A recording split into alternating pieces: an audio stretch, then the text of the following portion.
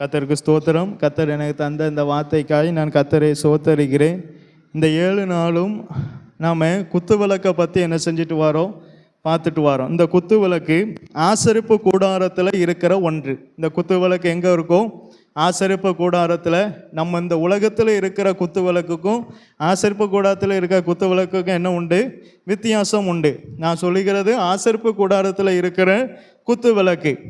ஆசரிப்பு கூடாரம் என்பது 3 அடுக்காக இருக்கும். பிரகாரம், பரிசுத்த ஸ்தலம், மகா பரிசுத்த ஸ்தலம். மகா பரிசுத்த ஸ்தலத்தில் உடன்படிக்கை பெட்டி, கிருபாசனம், கேருபீன்கள், இந்த 3ம் இருக்கும். பரிசுத்த ஸ்தலத்தில் தூபபீடம், குத்துவிளக்கு, சமூகத்தப்ப, மேஜை, இந்த 3ம் இருக்கும். பிரகாரத்தில் பலிபீடம், வெண்கல தொட்டி, இந்த 2ம் இருக்கும். மொத்தம் எத்தனை எண்ணம்? 8. அப்போ 8 என்றால் பூரணம். ஒரு ஆசரிப்பு கூடாரத்தில் எல்லாமே எப்படி இருக்கணும்? பூரணமாக இருக்கணும். இதே போல் சபைக்குள்ளே எல்லாரும் எப்படி இருக்கணும்? எல்லாவற்றிலும் சம்பூர்ணம் உள்ளவர்களாக, எல்லா உபதேசத்திலும், எல்லா கிருபையிலும், எல்லா வரத்திலும் சம்பூர்ணம் உள்ளவர்களாக என்ன செய்ய வேண்டும்? இருக்க வேண்டும். இந்த ஆசரிப்பு கூடாரம் என்பது மோசேயினுடைய இருதயத்தில் தோன்றின ஒரு கற்பனையோ அவனுடைய ஞானமோ அல்ல. இது தேவன் அவனுக்கு கொடுத்த ஒரு மாதிரி. இது தேவன் அவனுக்கு கொடுத்த ஒரு மாதிரி. வாசிங்க, யாத்திராகமம் 25ஆம் அதிகாரம் 40வது வசனத்தை வாசிங்க. யாத்திராகமம் 25ஆம் அதிகாரம் 40வது வசனம். மலையிலே உனக்கு காண்பிக்கப்பட்ட மாதிரியின்படியே அவைகளை செய்ய எச்சரிக்கையாயிரு என்று சொன்னார். அப்ப ஆசரிப்பு கூடாரம் என்பது மலையிலே காண்பிக்கப்பட்ட ஒரு மாதிரி. இது எதற்கு ஒத்து இருக்கிறது என்றால், எபிரேயர் 8ஆம் அதிகாரம் 5வது வசனத்தை வாசிங்க. எபிரேயர் 8ஆம் அதிகாரம் 5ஆம் வசனம். ஆசரிப்பு கூடாரம் எதற்கு ஒத்து இருக்கிறது?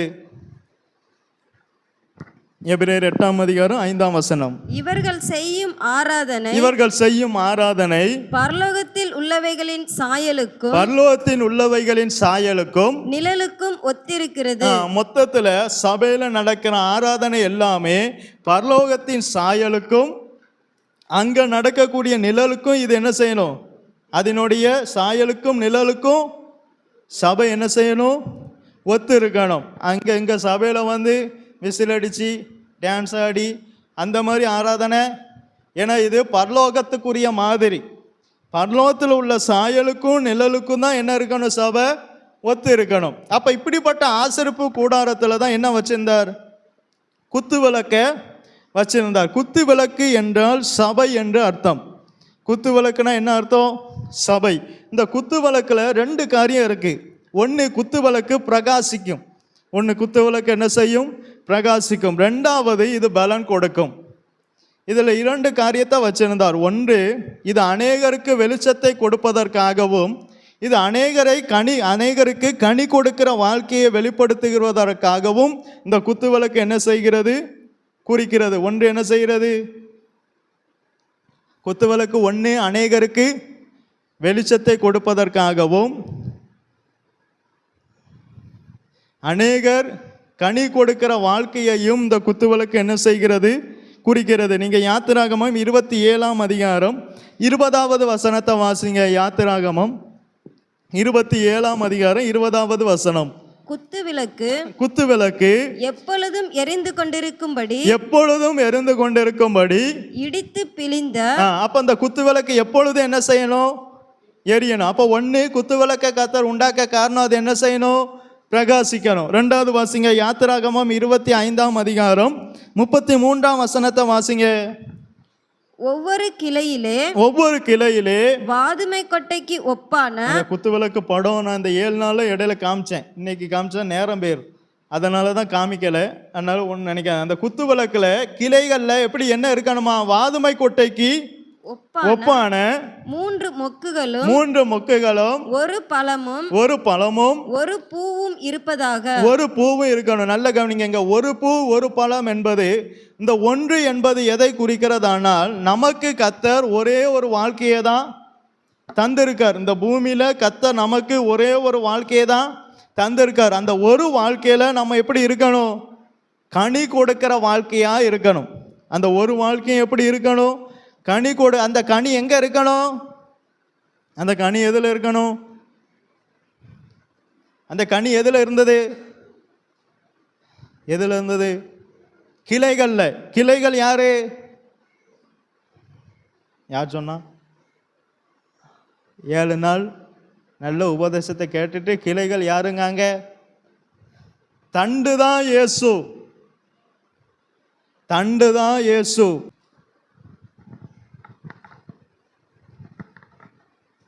இந்த விளக்கு இருக்கா? நீங்க அந்த விளக்குன்னு நினைச்சிடாதீங்க. இது ஆசரிப்பு கூடாரத்தில் இருக்கிற விளக்கு. எல்லாத்துக்கும் தெரியுதா? ஆசரிப்பு கூடாரத்தில் இருக்கிற விளக்கு. இல்லை நேராக என்ன இருக்கு? ஒரு தண்டு இருக்கா? இந்த தண்டு தான் யாரு? தண்டு தான் இயேசு. அந்த தண்டை சுற்றி இந்த பக்கம் 3 கிளையும் அந்த பக்கம் 3 கிளையும் இருக்கா? இதுதான் நம்ம. இயேசுவோடு நாம ஒட்டப்படாமல் நம்மளால் பிரகாசிக்கவும் முடியாது, கனி கொடுக்கவும் முடியாது. அப்போ அந்த குத்து விளக்கில் 2 காரியத்தை வச்சிருக்கா. இதுதான் படம். இதுக்கு அந்த பக்கத்தில் அந்த படம் இருக்குது. அது விவரமாக காமிச்சா இதை ஸ்டடி மாதிரி ஆயிடும். அதனால தான் உங்களுக்கு புரியாதனால தான் இப்போ இதை காமிச்சேன். இதுதான் என்னது? குத்து விளக்கு. தண்டு யாரு? இயேசு. அந்த தண்டோடு சேர்ந்து இருக்கிறது யாரு? நம்ம. அப்போ நம்ம அதிகமாக பிரகாசிக்கணுமானால், நான் அதிகமாக தேவனுக்கு கனி கொடுக்கணும், நான் அதிகமாக இயேசுக்காக ஏதாகலும் செய்யணும், நான் அதிகமாக இன்னும் ஜெபம் பண்ணணும், நான் அதிகமாக இன்னும் உபவாசிக்கணும், நான் அதிகமாக இன்னும் வேதம் வாசிக்கணும் என்று சொன்னால், இயேசுவோடு எந்த அளவுக்கு நெருங்குதமோ அந்த அளவுக்கு நமக்கு அந்த ஆர்வம் வரும். அப்போ கிளைகள் எல்லாம் என்ன செய்யணும்? கிளைகள் தான் நம்ம எல்லாரும் என்ன செய்யணும்? இயேசுவோடு சேர்ந்து இருக்கணும். சேர்ந்து இருக்கும்போது தான் அந்த விளக்கு பிரகாசிக்கும். அதனால தான் இயேசு சொன்னார், என்னை அல்லாமல் உங்களால்,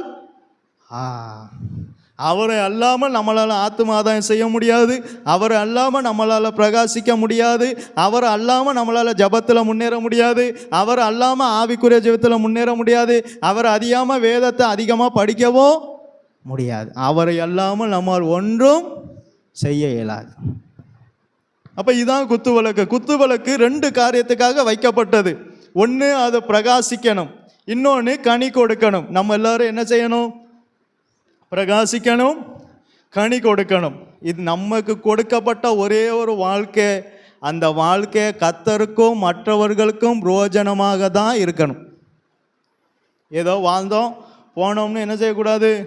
இருக்கக்கூடாது. கர்த்தர் நமக்கு தந்த ஒரு வாழ்க்கை, அந்த ஒரு வாழ்க்கை மற்றவர்களுக்கு பிரயோஜனம் உள்ளதாய் இருக்கணும். அப்போ சபை பிரகாசிக்கணும், சபை கனி கொடுக்கணும். பிரகாசிக்கணும்னா என்ன செய்யணும்? அதை நான் 7 நாளில் நிறைய சொன்னேன். இப்போ நான் ஒரே ஒரு வசனத்தில் சொல்றேன். 118 சங்கீதம் 27 வசனத்தை வாசிங்க.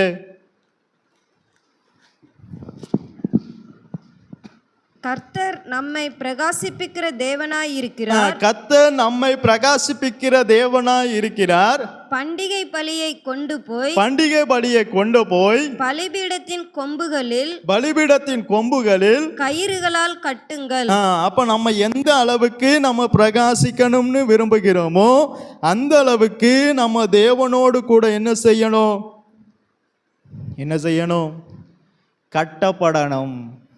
பண்டிகை பலியை போய் அந்த பலிபீடத்தின் கொம்போடு கட்டும்போது கர்த்தர் நம்மை பிரகாசிப்பிக்கிற தேவனாய் இருக்கிறார். நான் இன்னும் அநேகருக்கு பிரகாசிக்கணும் பாஸ்டர், நான் இன்னும் அநேகருக்கு பிரோஜனமாக இருக்கணும் பாஸ்டர், நான் இன்னும் அநேகருக்கு இயேசுவை குறித்து சொல்லணும் பாஸ்டர், அப்படி என்று சொன்னால் நம்ம எந்த அளவுக்கு இயேசுவோடு கட்டப்படுகிறோமோ அந்த அளவுக்கு நம்மை கர்த்தர் பிரகாசிப்பிக்கிற தேவனாய் இருப்பார். நம்மளை பிரகாசிப்பிக்கிறது யாரு? தேவன். அதுக்கு நம்ம என்ன செய்யணும்? பலிபீடமாகிய இயேசுவோடு கட்டப்படணும். அதனால தான் பவுல் சொன்னார், துன்பமோ, நீங்கள் நல்லா பிரகாசிக்கும் போது என்ன வரும்? துன்பம் வரும், துயரம் வரும், வருத்தம் வரும், நாசம் மோசம் வரும், மரணம் வரும், ஜீவன் வரும், பசி வரும், எல்லாம் வரும். இந்த எதுவுமே கிறிஸ்துவின் அன்பை விட்டு அப்போதான் நம்மளால் இன்னும் அதிகமாக பிரகாசிக்க முடியும். எக்காரணத்தை கொண்டும் கட்டின பலிபீடத்தின் கொம்புலேருந்து நம்ம விலகவே கூடாது. அப்படி விலகிட்டோமானால் நம்மளால் சபை என்ன செய்யாது? நல்ல கவனிங்க, சபை வெற்றி பெறணும்னா எல்லாருடைய ஒத்துழைப்பும் வேணும்.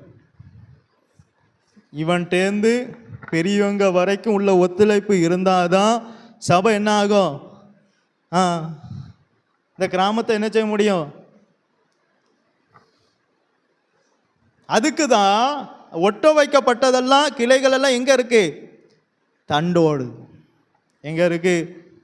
தண்டு மட்டும் இயேசுவால மட்டும் இந்த உலகத்துக்கு நானே ஒளியாக இருக்கிறேன் என்பதை அந்த ஒளி தெரியணும்னா வெளிச்சம் வேணும்.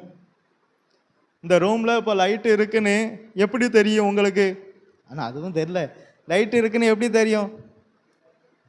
இந்த வெளிச்சம் இருக்க போய் இந்த வீட்டில் லைட் இருக்குன்னு தெரியும். அப்போ நம்ம தான் யாரு? நம்ம தான் யாரு? வெளிச்சம். நம்ம இல்லாமல் யார் இல்லை? இயேசுவை காண முடியாது. அவங்க இயேசு ஜீவிக்கிறார், இயேசு எனக்காக அடிக்கப்பட்டார், இயேசு எனக்காக நொறுக்கப்பட்டார், இயேசு என் மாறாவே மதுரவாய் மாற்றுவார் அப்படின்னு அவங்களுக்கு தெரியணும்னா அதுக்கு நம்ம வேணும். நம்ம இல்லாமல், இந்த வெளிச்சம் இல்லாமல் இயேசுவை அவங்க காண முடியாது. யார் வேணும்? மோசே கூப்பிட்டாரோ, மோசே நான் உன்னை எகிப்துக்கு அனுப்புவேன், வா. நான் எதுக்குப்பா? நீங்களே போய் பேசி நீங்களே கூப்பிட்டு வரக்கூடாதா? ஒரு ஆள் வேணும். வெளிச்சம் இல்லாமல் ஒளியின் இடத்துக்கு இருளில் இருக்கிறவர்களை கொண்டு வர முடியாது. இருளில் இருக்கிறவர்களை ஒளியின் இடத்துக்கு கொண்டு வரணும்னா என்ன வேணும்? வெளிச்சம் வேணும். இப்போ இது பிரகாசம். இதை பற்றி நம்ம 7 நாளையும் பார்த்துட்டோம். அப்போ குத்துவிளக்கு 2 காரியம். ஒன்று என்னது? பிரகாசிக்கணும். 2வது கனி கொடுக்கணும். இப்போ நம்ம பிரகாசத்தை பற்றி பார்த்தாச்சு. இப்போ 2வது என்ன செய்யணும்? கனி கொடுக்கணும். வாசிங்க 1 கொரிந்தியர் 3ஆம் அதிகாரம் 2ஆம் வசனத்தை வாசிங்க.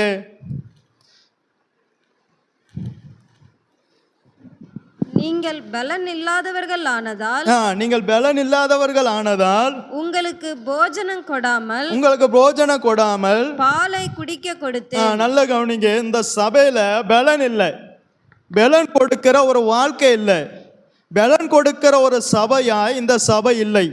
ஒரு சபை பலன் கொடுக்க வேண்டுமானால் அந்த சபையில என்ன முக்கியம்? என்ன முக்கியம்? வசனம் மிக மிக முக்கியம். ஒரு சபை பலப்பட வேண்டுமானாலும், அநேகருக்கு பலன் கொடுக்க வேண்டுமானாலும், கனி கொடுக்க வேண்டுமானாலும் வசனம் மிக மிக முக்கியம். வசனம் அநேகருக்கு இன்னும் கனி கொடுக்கிறவனா இருக்கணும். இன்னும் என்னிடத்தில் அநேக கனிகள், ஒன்று நம்மிடத்திலும் கனி உண்டாகணும், மற்றவர்களுக்கு நம்ம கனி கொடுக்கணும். நம்மிடத்துலையும் ஆவியின் கனி உண்டாகணும், மற்றவர்களுக்கு நாம் கனி கொடுக்கணும். அப்போ பாஸ்டர், நான் இன்னும் அதிகமாக கனி உண்டாகணும், நான் இன்னும் அநேகருக்கு கனி கொடுக்க வேண்டும் என்று விரும்பினால் என்ன செய்யணும்? வசனத்துக்கு முக்கியத்துவம் கொடுக்கணும். அப்போ நல்ல கவனிங்க. வசனம் எவ்வளவு கொடுத்தாலும் பலன் உண்டாகவில்லையானால் மிஸ்டேக் எங்கே இல்லை? இப்போ வசனம் நம்ம எவ்வளவு கேட்டோம், நம்மளால் கனி கொடுக்க முடியலையானால் மிஸ்டேக் எங்கே இல்லை? சொல்ல முடியுங்க? எங்கே இல்லை? வசனத்தில் இல்லை. வாசிங்க ஆதியாகமம் 2ஆம் அதிகாரம் 5ஆம் வசனத்தை வாசிங்க. நிலத்தினுடைய சகலவித செடிகளும் பூமியின் மேல் இன்னும் உண்டாகவில்லை. இன்னும் பூமியில அநேக ஆத்துமாக்கள் என்ன செய்யணும்?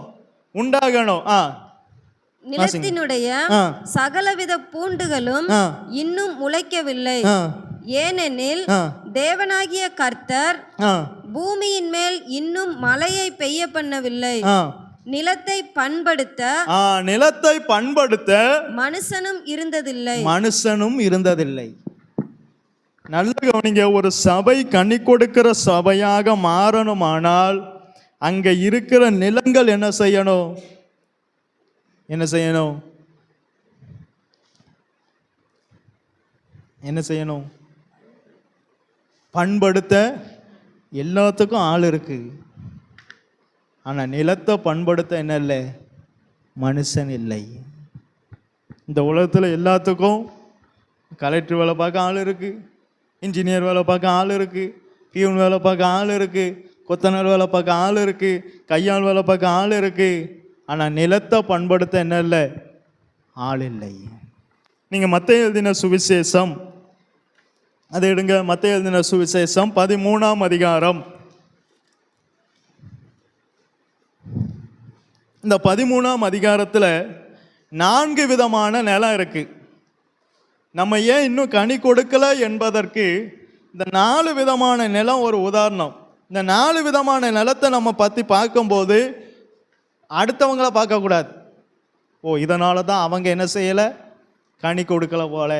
இதனால தான் அந்த அக்கா என்ன செய்யலை, கனி கொடுக்கல போல. இதனால தான் இந்த அண்ணன் என்ன செய்யலை, கனி கொடுக்க போல. இதனால தான் இவன் என்ன செய்யலை, அப்படி பார்க்கக்கூடாது. இந்த 4 நிலத்தை பற்றி பார்க்கும்போது நம்மளை நாமளே நிதானத்தை பார்க்கணும். வாசிங்க மத்தேயு 13ஆம் அதிகாரம் 4ஆம் வசனத்தை வாசிங்க. முதலாவது, அவன் விதைக்கையில் சில விதை வழி அருகே விழுந்தது. ஒன்று வழி அருகே உள்ள நிலம். ஒன்று என்ன நிலமா இருக்கு? ரெண்டாவது வாசிங்க, 5ஆம் வசனத்தை வாசிங்க. சில விதை அதிக மண்ணில்லாத கற்பாறை இடங்களில் விழுந்தது. ரெண்டாவது கற்பாறை உள்ள நிலம். அடுத்து 7ஆம் வசனத்தை வாசிங்க. சில விதை முள்ளுள்ள இடங்களில் விழுந்தது. மூணாவது முள்ளுள்ள நிலம். அடுத்து 8ஆம் வசனத்தை வாசிங்க. சில விதையோ நல்ல நிலத்தில் விழுந்து. நாலாவது நல்ல நிலம். ஃபஸ்ட்டு நிலம் எங்க நிலம்னா என்னதுன்னு சொன்னாதானே எங்களுக்கு தெரியும். நிலம் என்பது ஹிருதயம். நிலம் என்பது ஹிருதயம். இப்போ நான் சொல்ற வசனத்தெல்லாம் வாசிங்க.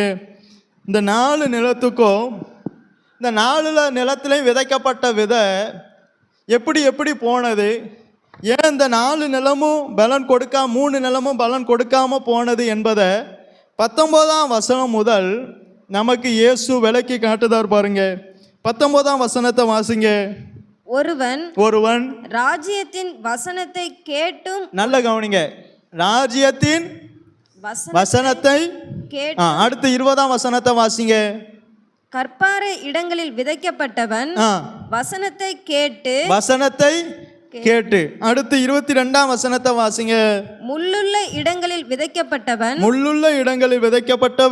வசனத்தை கேட்கிறவனாய் இருந்தும். 23ஆம் வசனத்தை வாசிங்க. நல்ல நிலத்தில் விதைக்கப்பட்டவனோ வசனத்தை கேட்கிறவனும். அப்ப நல்ல கவனிங்க, இந்த 4 நிலமும் வசனத்தை கேக்கு. எல்லாருமே என்ன செய்தோம், வசனத்தை கேட்கும். அப்ப கேட்கறதுல என்ன இல்லை, வசனத்தை கேட்பதில் என்ன இல்லை, மிஸ்டேக் இல்லை. எல்லாருமே நல்லா தான். ஆனால் அதன் பிறகு தான் ஏதோ ஒரு மிஸ்டேக் இருக்கு. வசனம் எங்கே வர போயிருது? எல்லாருமே என்ன செய்தாங்க, 4 நிலமோ வசனத்தை கேட்டுச்சா?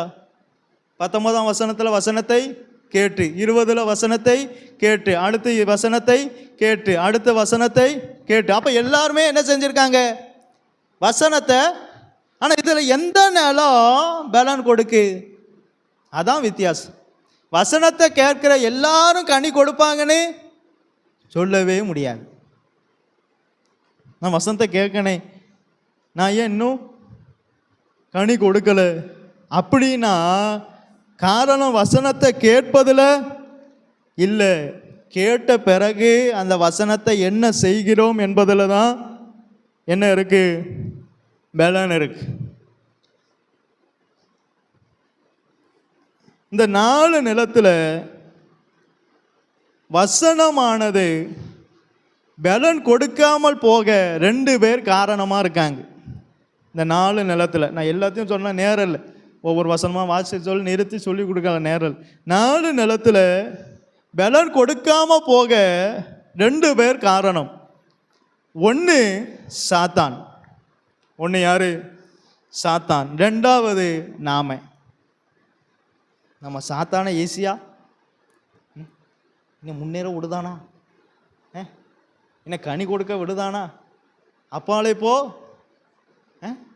அதெல்லாம் அப்படியே விரட்டிடுவான். ஆனால் நம்ம என்ன செஞ்சோம், இங்கே 2 பேர் மிஸ்டேக். ஒன்று சாத்தான், அந்த சாத்தானையாவது விரட்டிடலாம். 2வது யாரு? நம்மளே மிஸ்டேக்காக இருந்தால் எப்படி கனி உண்டாகும்? ஒன்று வழியருகே விதைக்கப்பட்ட விதையை ஆகாயத்து பச்சி வந்து சாத்தான். அதுக்கப்புறம் எல்லாம் முளைக்காம போக, அதுக்கப்புறம் அவங்க முன்னேறாம போக, அதுக்கப்புறம் அவங்க கனி கொடுக்காம போக காரணம் யாரு? சிலர் சொல்லுவாங்க, பாஸ்டர் உங்களால தான் பாஸ்டர் நான் கனியே கொடுக்க முடியல. யாரால? யாரால? யாரால? இல்லை, நிறைய பேர் அப்படி தான் சொல்லுவாங்க, பாஸ்டர் உங்களால தான் நான் என்ன செய்ய முடியல. அப்படி இல்லையே. எல்லாரும் வசனத்தை, அப்ப அவங்க எப்படி கனி கொடுக்காங்க? இன்னொரு யாரு? ஒன்று சாத்தான், ஒன்று மனிதன். ஏன் மனிதன்? ஏன் மனிதன்? இந்த சாத்தானுக்கும் நம்ம தான் என்ன செய்தோம்? இடம் கொடுக்கும். நீங்க அந்த 19ஆம் வசனத்தை வாசிங்க. ஒருவன் ராஜ்யத்தின் வசனத்தை கேட்டும் இவங்க எல்லாம் என்ன செய்தான்? வசனத்தை கேட்காங்க. உணராதிருக்கும் போது அதை உணர இடம் கொடுக்கல. வசனத்தை கேட்டு உணருவதற்கு இடம் இல்லாததுனால சாத்தான் அந்த வாய்ப்பை பயன்படுத்தி அந்த வசனத்தை எடுத்து கொண்டு போறான். அவங்க மூலம் கிருபை எழும்பாம பண்ணுதான்.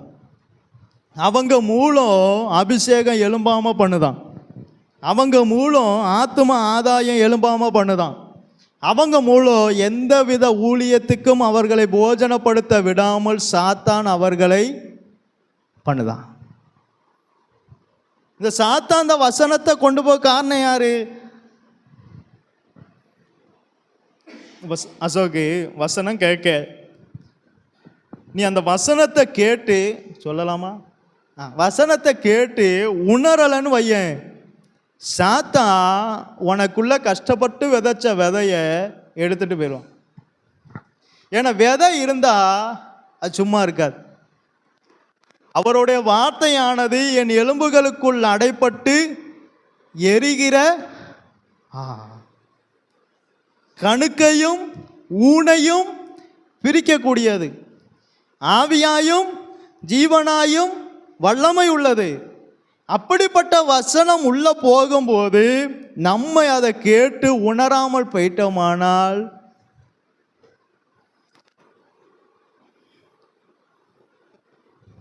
மனம் திரும்புதல் உண்டாகவே செய்யார். சகையிட்ட சொன்னார். சகை என்ன செஞ்சான்? அவன் வழி அருகே உள்ள நிலம்தான். எங்க இருந்தான்? வழி அருகே உள்ள நிலமா தான் இருந்தான் சகையு. ஆனா அவன் உணர்ந்தான். உணர்ந்தவன்ட்ட என்ன வந்தது? பலன் வரும். யார் யார் வசனத்தை கேட்டு உணர்கிறார்களோ அவர்களுக்குள்ள கனி கொடுக்கிற வாழ்க்கை வரும்.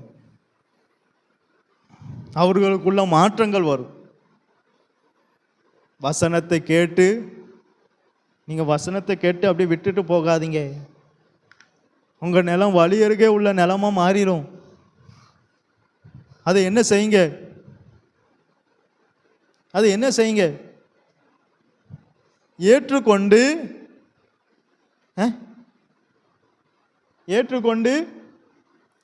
எந்த டைம்ல சாத்தான் தான் பறிச்சான்?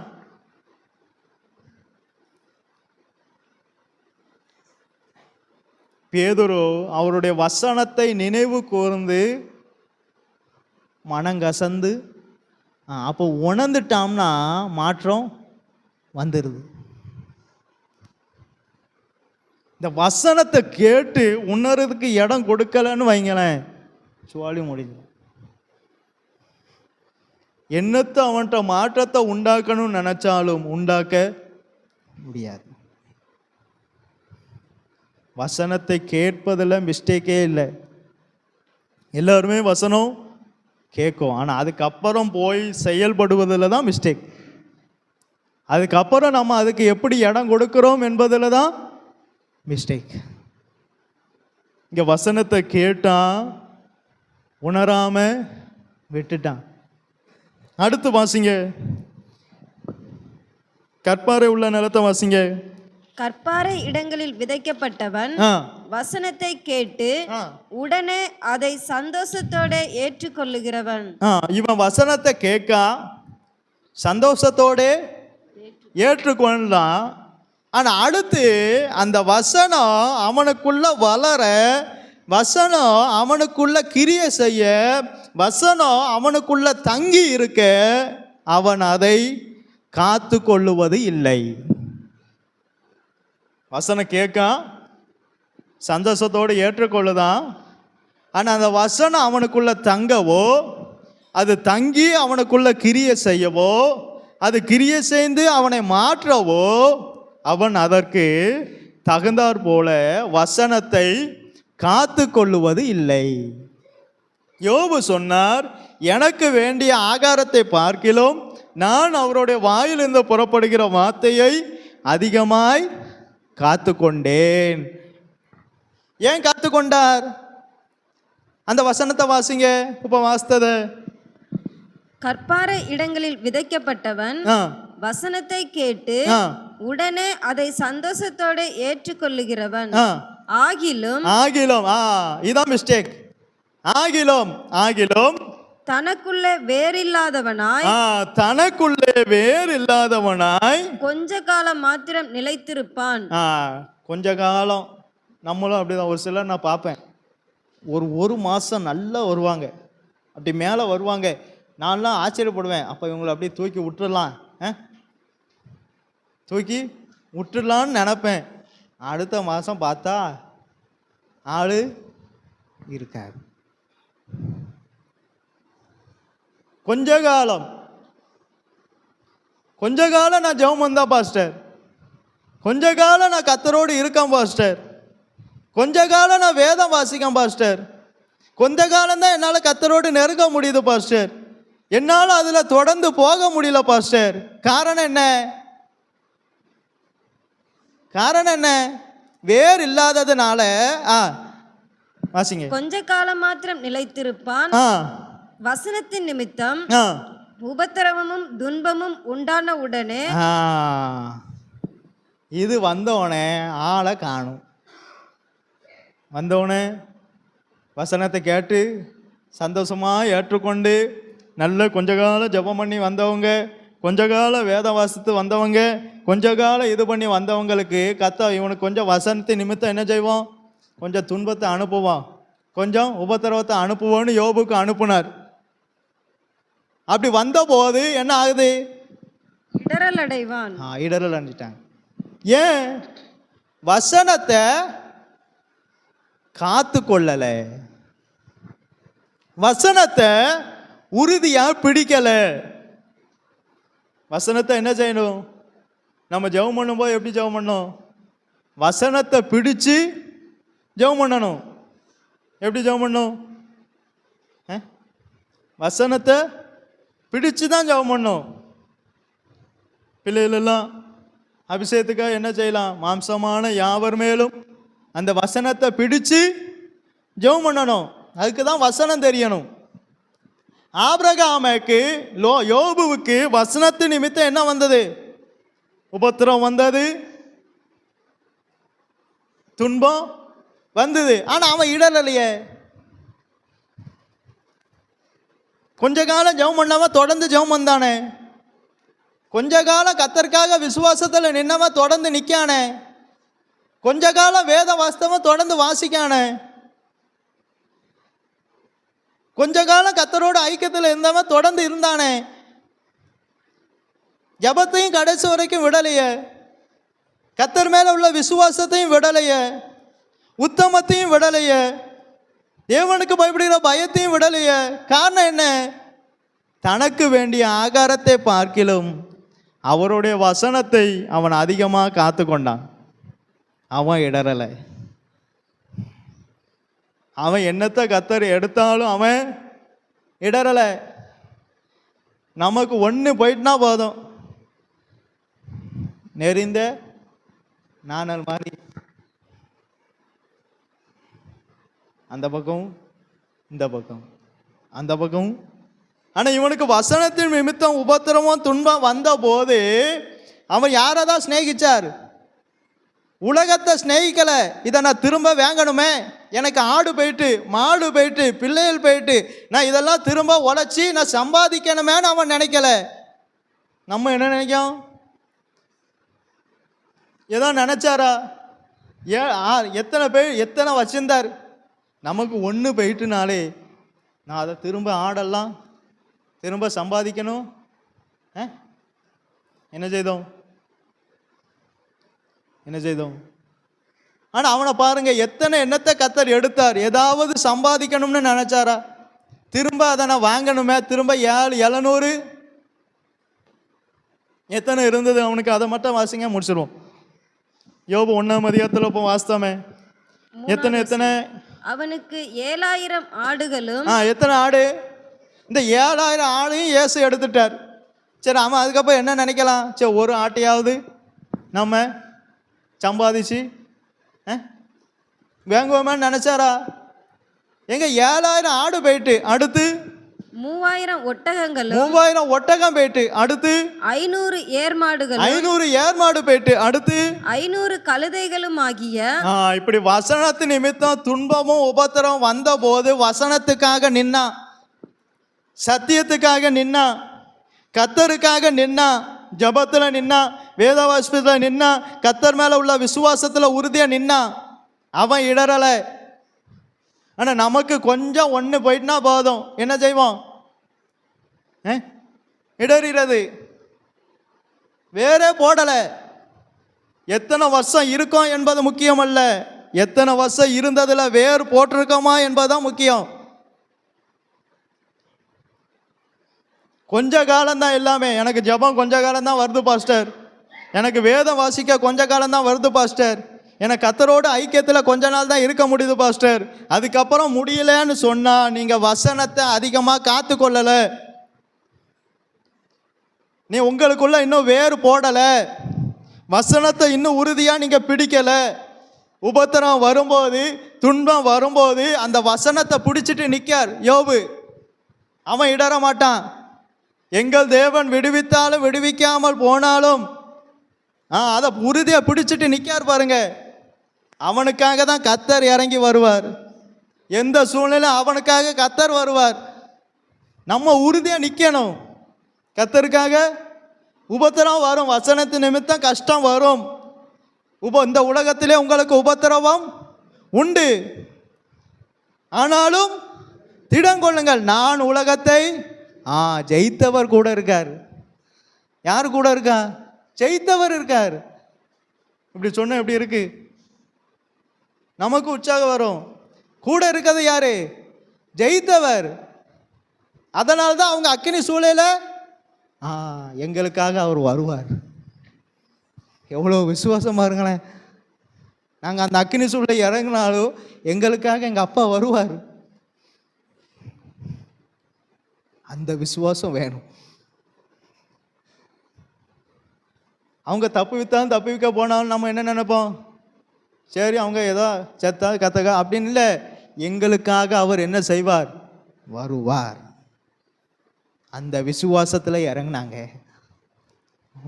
ஒரு அக்னியினுடைய ஸ்மெல்லு கூட மேலே படலை.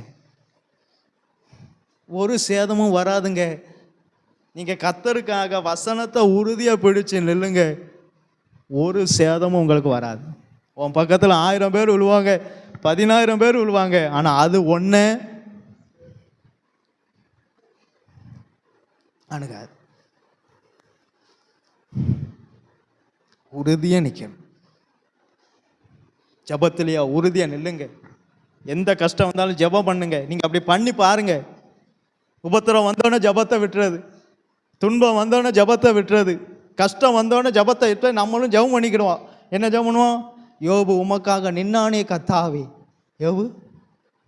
யோபு நம்ம எங்கே நிற்கும்? அவர் நின்னார், அது உண்மைதான்.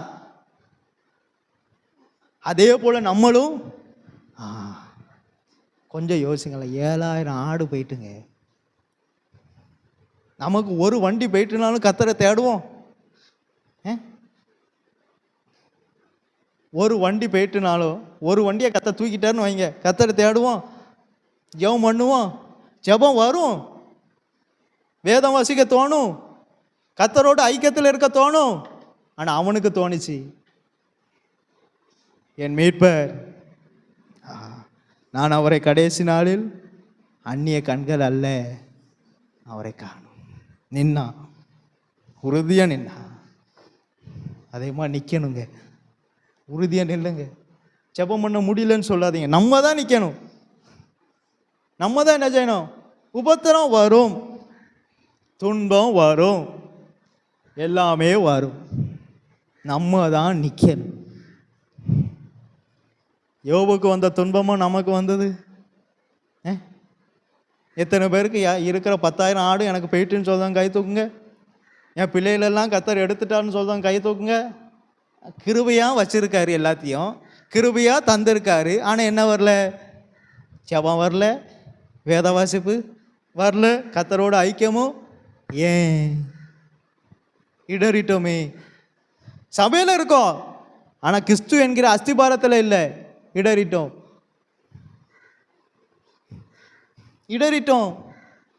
அவங்களும் வசனத்தை கேட்டவங்க தான்.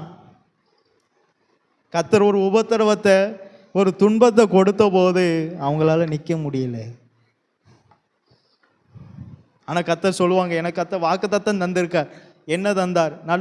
நல்ல வாக்குத்தத்தமாக தான் இருக்கும். ஆனால் அவங்க அதை பிடிச்சிட்டு ஜெபம் பண்ண மாட்டாங்க, வேதம் வாசிக்க மாட்டாங்க, கர்த்தரோடு ஐக்கியப்பட மாட்டாங்க, அந்த வசனத்தையும் உறுதியாக பிடிக்க மாட்டாங்க.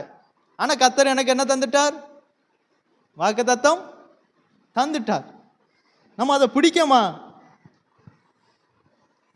உறுதியை பிடிங்க. உடம்பு எப்படி பிடிக்கும்? உடம்பு பிடிச்சா இழுக்க முடியாது. அது பிடிச்சிட்டுனா காண்டாமிருக மாதிரி இருக்கணும். என்ன கையில் போட்டு இழுத்தாலும் விசுவாசத்தை விட்டு, ஜெபத்தை விட்டு, வேத வாசிப்பை விட்டு, எது என்ன நஷ்டம் வந்தாலும் உங்களை அதை விட்டு இழுக்கக்கூடாது. அப்படி இழுத்துட்டுனா உங்களுக்கு இன்னும் வேறு வரல, இன்னும் வசனம் வேறு போடலை. வசனம் எது வரை போயிருக்கு? இது வரை தான் போயிருக்கு.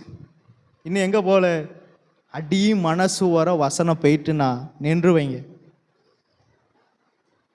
இந்த மரம் எந்த அளவுக்கு வேறு போதோ அந்த அளவுக்கு உறுதியாக நிற்கும். எத்தனை காற்றடிக்கு நம்ம பைக்கே என்ன செய்யுது? போகும்போது என்ன அசையுது, நம்மளால் கண்ட்ரோல் பண்ண முடியுது? எங்கே காற்றடிச்சா இப்படி போகுது, பின்னாடி வரவன் ஹாரன் அடிக்கான், பீப்பிங்க. நான் அப்போ இங்கே போகிறேன், காற்று என்ன செய்யுது? தள்ளுது. ஆனால் இந்த மரத்தை முடியலையே, ஏன்? வேறு. உறுதியாக நில்லுங்க, விசுவாசத்தில் உறுதியாக இருங்க, வசனத்தில் உறுதியாக இருங்க.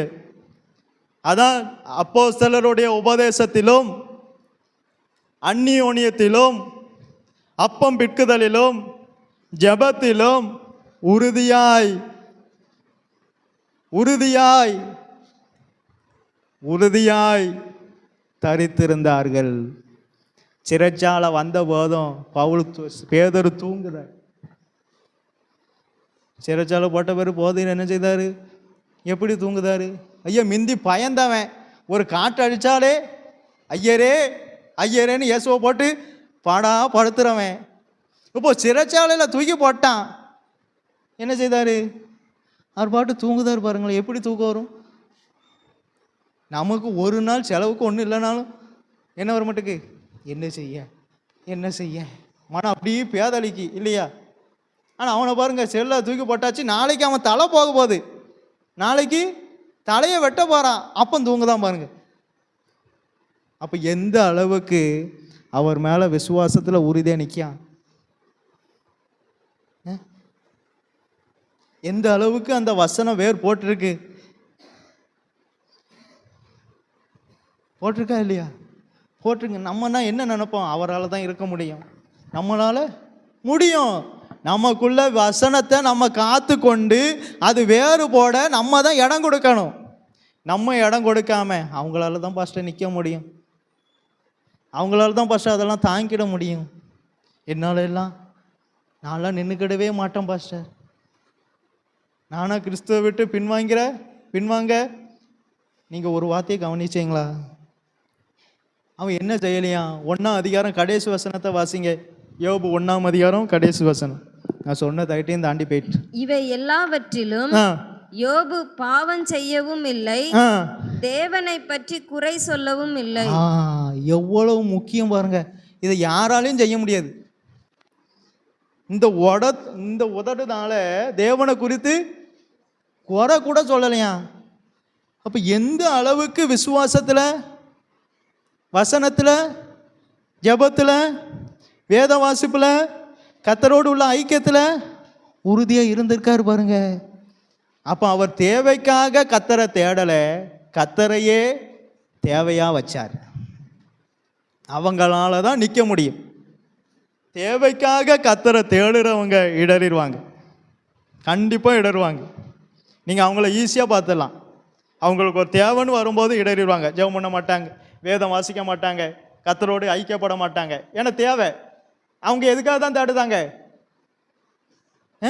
தேவைக்காக. ஆனால் தேவைன்னு வரும்போது ஜெபம் போயிடுது, வேத வாசி போயிடுது, கர்த்தரோடு உள்ள ஐக்கியம் போயிடுது. ஆனால் கர்த்தரையே தேவையாக வைங்க.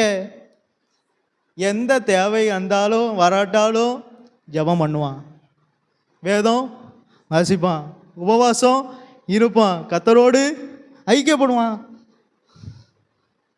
தேவைக்காக கர்த்தரை தேடாதீங்க, கர்த்தரையே தேவையா வைங்க. கர்த்தர் உங்களை ஆசீர்வதிப்பார். ஜெபிப்போம்.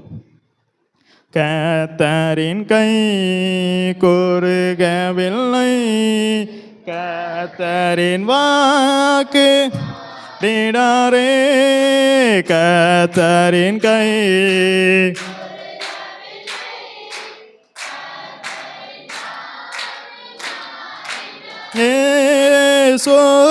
சோதர்களாய் சோதனருள் புரிந்தனரே, சோதர்களாய் மாறிடவே சோதனருள் புரிந்தனரே. விசுவாசியே நீ பதறாதே, நீ கலங்காதே. விசுவாசியே நீ பதறாதே, நீ கலங்காதே. விசுவாசத்தா நீதிமான் என்றும் என்றும் பிழைப்பார். விசுவாசத்தா நீதிமான் என்றும் என்றும் பிழைப்பார்.